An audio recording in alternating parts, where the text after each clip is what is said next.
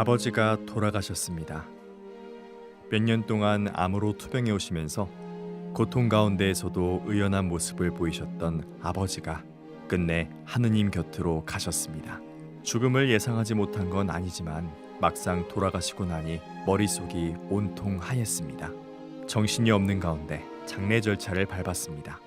먼저 형제들과 의논해서 장례식장을 알아보고 본당 사무실에 연락해서 장례 미사 일정도 잡았습니다.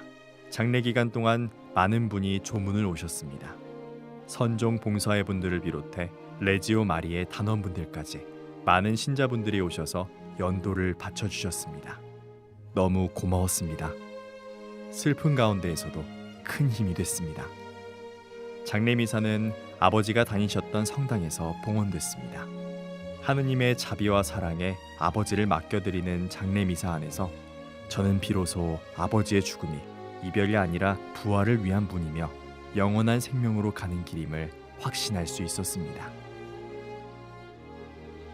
그리스도인에게 죽음은 소멸이 아니라 영원한 생명의 시작입니다. 현세의 은총에서 내세의 영광으로 나아가는 것입니다. 그래서 그리스도인의 장례는 죽은 이가 하루빨리 부활의 영광을 누리도록 기도로 협력하는 시간이고, 나아가 자신에게 올 죽음과 부활을 되새기는 시간입니다. 오늘은 가톨릭 교회의 장례에 대해 알아보도록 하겠습니다. 가톨릭 교회의 장례 절차는 임종부터 시작됩니다. 죽음이 임박하면 가족들은 주위를 깨끗하게 청소하고 상황에 따라 죽음을 앞둔 이에게 유언과 축복을 청하고 병자성사를 받게 합니다. 그리고 임종이 시작되면 임종을 돕는 기도를 바치며 그 영혼을 하느님께 맡겨드리고 영원한 생명으로 이끌어 주실 것을 기도합니다. 운명이 확인되면 모두가 무릎을 꿇고 운명 후에 바치는 기도를 올리며 고인의 영혼을 주님께 맡깁니다. 이후 정갈한 물로 얼굴을 씻어주고 손과 발을 가지런히 펴주며 두 손에 십자가나 묵주를 쥐어주고 가슴 위에 얹고 호디불이나 하얀 볼을 덮고 성수를 뿌린 후 가족과 친지, 본당에 알려 공동체의 기도를 청합니다. 다음으로 집이나 성당 영안실 혹은 병원이나 전문 장례식장에 빈소를 차리고 상주부터 분향한 후 문상을 받습니다.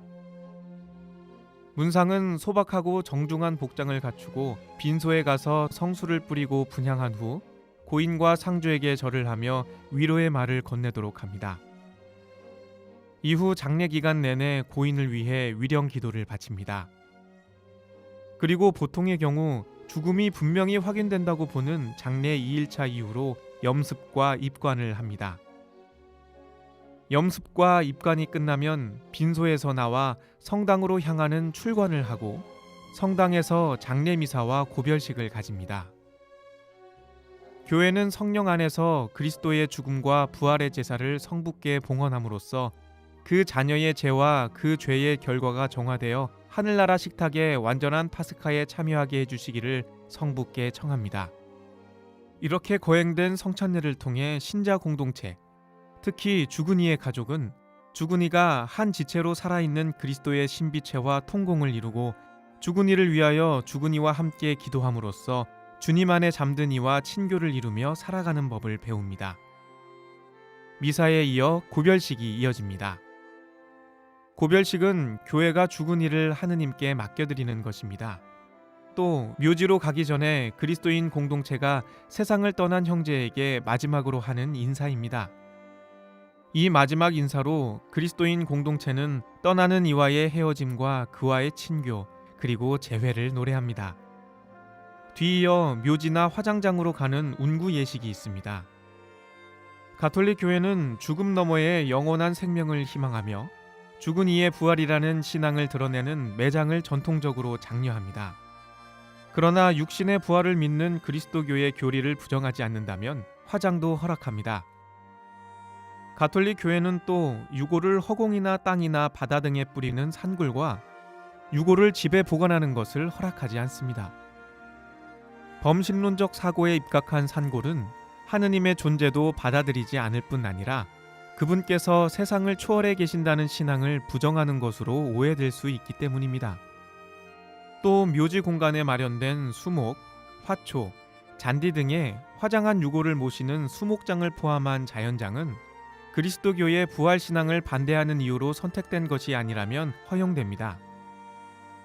사실 우리는 죽어서도 서로 헤어지는 것이 아닙니다.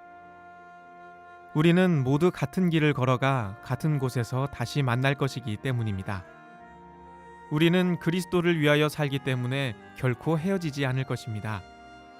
우리는 지금 그리스도 안에 결합되어 그분께 나아가고 있으며 우리 모두 그리스도 안에 함께 있게 될 것입니다.